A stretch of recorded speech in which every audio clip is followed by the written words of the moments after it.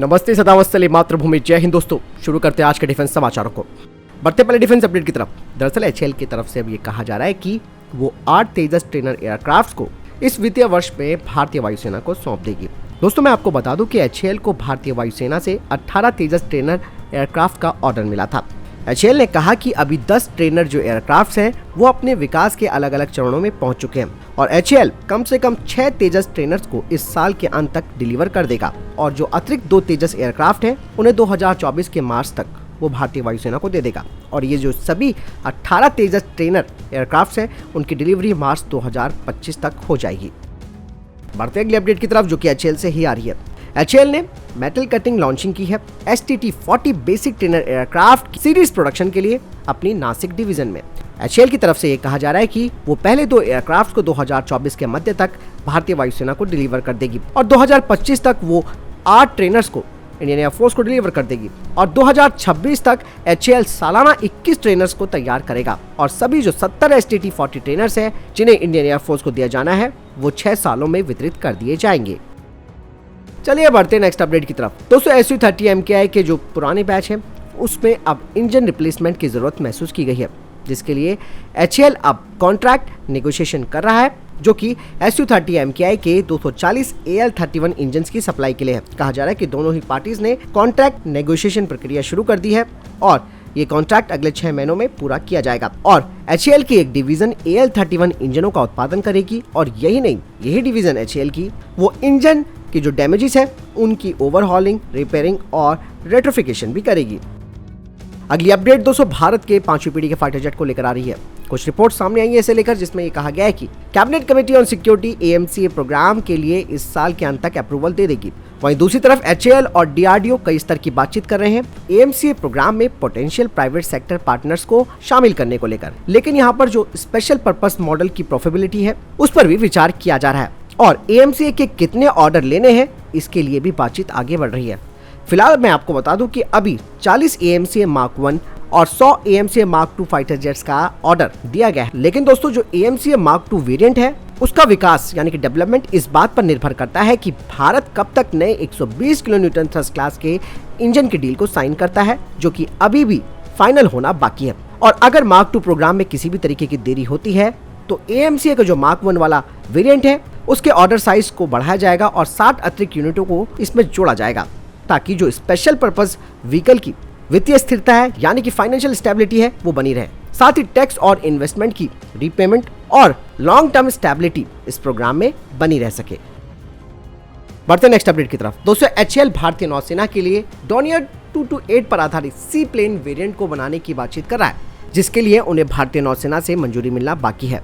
HAL ने भले ही इसके लिए भी प्रस्ताव रखा है, लेकिन अभी नौसेना ने इस प्रोग्राम के लिए मंजूरी नहीं दी है। लेकिन एचएएल ये कह रहा है कि वो अपने ट्रांसपोर्ट एयरक्राफ्ट डिवीजन जो कि कानपुर की है उसमें इसके डेवलपमेंट यानी कि इसके विकास को आगे बढ़ाएगा और ये जो सी प्लेन वेरिएंट है उसका उद्देश्य रक्षा यानी कि डिफेंस और सिविल यानी कि नागरिक दोनों क्षमताओं के लिए किया जाएगा।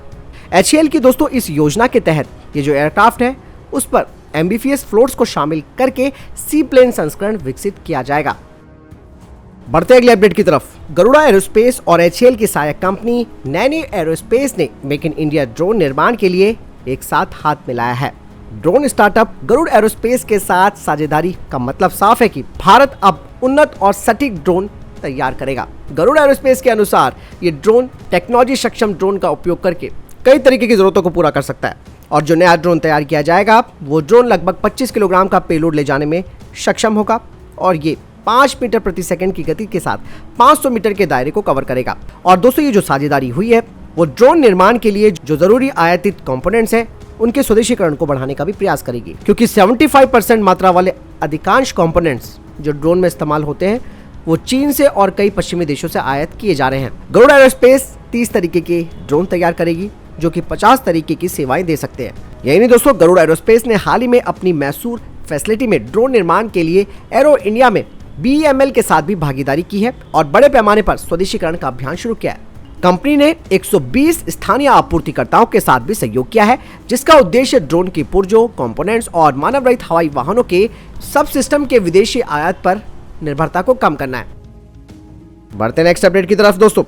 चीन की पीएलए का मुकाबला करने के लिए भारत ने क्राव मागा का प्रशिक्षण शुरू कर दिया है। दोस्तों, भारत गश्त के दौरान चीन की किसी भी चुनौती का जवाब देने के लिए अपनी सेना को क्राव मागा में विशेष प्रशिक्षण दे रहा है।